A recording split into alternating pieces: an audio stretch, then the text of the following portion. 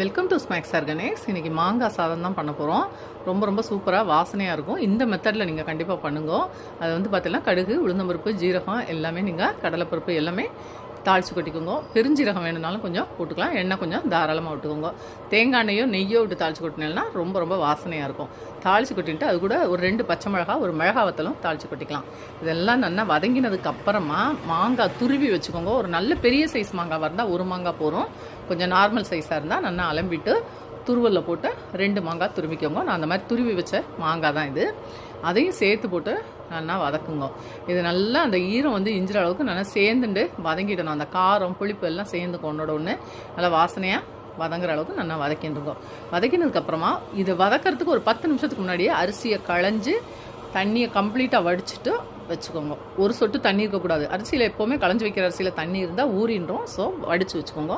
2 spoon நெய் சேர்த்துக்கோங்க. வதக்கிறச்ச திரும்ப வதக்குங்க. வதக்கிட்டு அந்த சேர்த்து வச்ச சாதத்தையும் அரிசியும் போட்டு நல்லா பெரட்டுங்க. மாங்காய் சாதம் ரொம்ப ரொம்ப இந்த சீசனில் கிடைக்கிற இப்போ தான் பண்ண முடியும். இந்த பார்த்தெல்லாம் அரிசி தான் நான் களைஞ்சி வச்சுருக்கேன். சேர்த்து போட்டு வதக்கிடலாம்.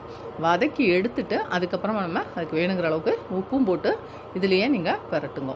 பெரட்டி எடுத்து குக்கரில் வச்சு 2.25 பங்கு தண்ணி. ரொம்ப காஞ்ச அரிசியாக இருந்தால் 3 பங்கு, இல்லைன்னா 2.5லேருந்து 2.25 பங்கு.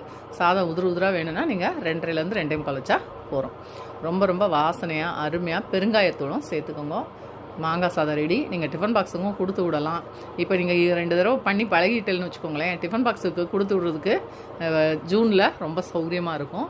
அருமையான சுவையான மாங்காய் சாதம் சூப்பராக இருக்கும். இந்த மாதிரி குக்கரில் போட்டுட்டு எல்லாத்தையும் நீங்கள் குக்கருக்கு ட்ரான்ஸ்ஃபர் பண்ணிவிட்டு அந்த தண்ணி வந்து நல்லா தழதளன்னு கொதிக்கணும். நான் மஞ்சப்பொடி போட்டால் கலர் மாறி கொடுக்கும். நான் மாங்காய் சாதங்கிறப்ப அந்த மாங்காயோட உள்ளுக்குள்ளே உள்ள அந்த வெள்ளை கலரே இருக்கணுங்கிறதுக்காக மஞ்சப்பொடி நான் ஆட் பண்ணலை. பார்த்தில்ல, இந்த மாதிரி தளதளன்னு கொதிச்சிடணும். கொதிச்சதுக்கப்புறமா நீங்கள் குக்கரை மூடி குண்டு போட்டு 7லேருந்து 10 நிமிஷம் சிம்மிலேயே வச்சுருங்க. சாதம் சூப்பராக ரெடி ஆயிடும். அருமையான மாங்காய் சாதம், சுவையான மாங்காய் சாதம் ரெடி. இந்த மெத்தடில் செஞ்சு பாருங்க. சாதத்தை வடித்து செய்கிறத காட்டிலும் இந்த மாதிரி டேரெக்டாக பண்ணுறப்ப ரொம்பவே நல்லாயிருக்கும். குழந்தைகளும் விரும்பி சாப்பிடுவா. சுட சுட சாப்பிட்றதுக்கு ரொம்ப சூப்பராக இருக்கும்.